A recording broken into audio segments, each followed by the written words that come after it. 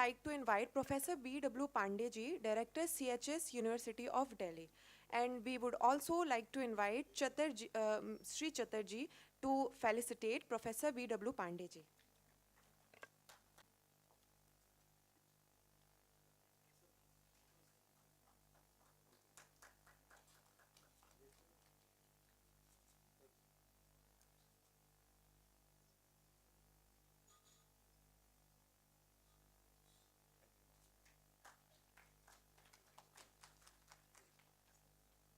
राष्ट्रीय सुरक्षा जागरण मंच आज बड़े हर्ष और गर्व दोनों की बात है।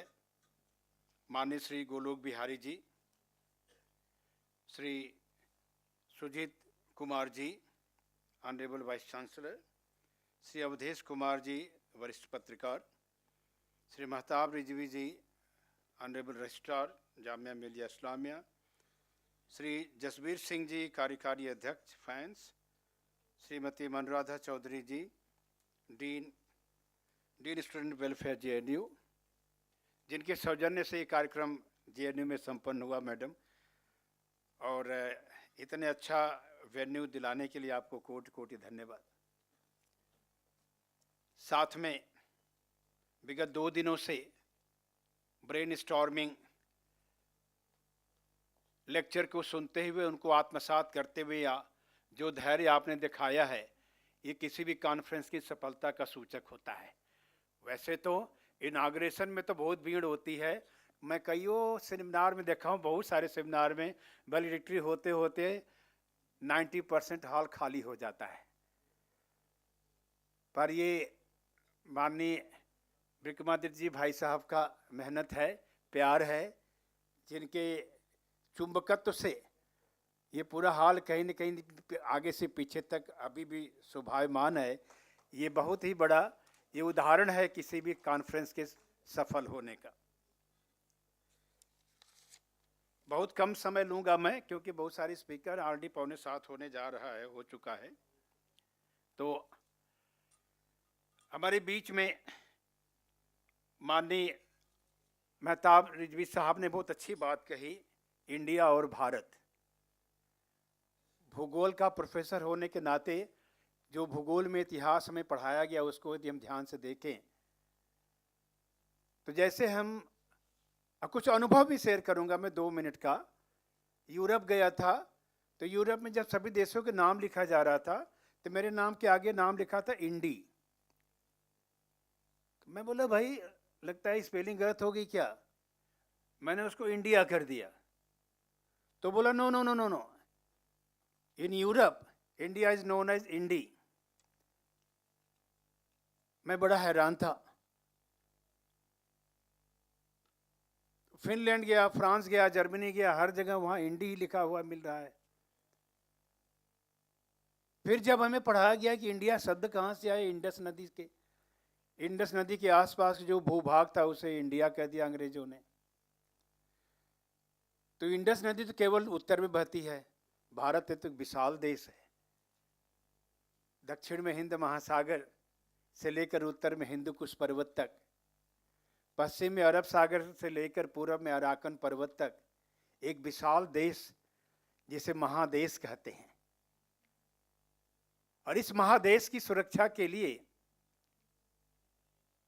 अभी माननीय अवधेश जी ने जिस प्रकार से बातें कही उसमें कुछ चंद लाइन में जोड़ना चाहूंगा कि जो महादेश की संकल्पना होती है तो उसको हम अफ्रो एशिया और यूरेशिया कहते हैं।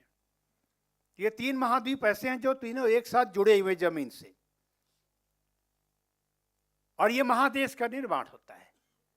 तो प्रश्न था कि सुरक्षा की बात आज से नहीं सदियों से देखा जाए तो क्या कारण है, इंडिया के लोग कभी जाकर बाहर अटैक नहीं किए, लेकिन निरंतर बाहर से इंडिया में आकर अटैक करते रहे। क्योंकि हिंद महासागर के उत्तर में देखा जाए यहाँ की जो जलवायु है हिमालय तक, हिमालय के उत्तर में जाओ तो सारे शीत प्रदेश है, और हिंदू कुश पर्वत के पश्चिम में चले जाओ तो वहां सब के सब मरुस्थल हैं। तो इसीलिए नहीं सोने की चिड़िया कहा गया। हिंद महासागर से लेकर के हिंदू कुश पर्वत तक का जो भूभाग है ये वाकई 1-1 इंच सोना उगलने वाला क्षेत्र है, इसलिए इसको सोने की चिड़िया कहा गया, जहां साल की तीनों ऋतुएं 12 महीने अन्न का उत्पादन करती हैं। और न केवल अन्न का उत्पादन, बल्कि हिंद महासागर और हिंदू कुश हिमालय मिल करके पूरे सृष्टि की रचना का एक संस्कार प्रस्तुत करते हैं। जैसे एक मां अपने संतान के भरण पोषण के लिए 12 महीने का भोजन की चिंता करती है, ऐसे ही हिंद महासागर और हिमालय मिलकर के पूरा 12 महीनों का खाका तैयार करते हैं। हिंद महासागर से तो 3 या 4 महीने की बारिश होती, जिसे मानसून कहते हैं, आकर चली जाती है। बाकी 9 महीने 8 महीने सूखा रहता है, परंतु जो बाकी का 8 महीना 9 महीना है, इसका भरण पोषण हिमालय अपने स्रोतों से करता है, लाखों लाखों नदियों के पानी से करता है, जो सदा निरा हैं, जो 12 महीने बहती रहती हैं, जिससे कि कभी जल की कमी न पड़ने पाए। इस प्रकार जो भौगोलिक परिदृश्य है, जो भौगोलिक परिवेश है, इसको ध्यान से देखें तो वाकई इसे नहीं सोने की चिड़िया कहा गया, और इसमें सुरक्षा का जो नित्य नूतन आवश्यकता रहा, वो अतीत में भी था, आज भी है और भविष्य में रहेगा। ऐसी चिंतक बैठक के लिए ढेर सारे साधुवाद। हमारे पास शब्द कम है, समय कम है, किसी और बिंदु पर हम अच्छी डिटेल बात करेंगे। आज के लिए कोटि कोटि धन्यवाद।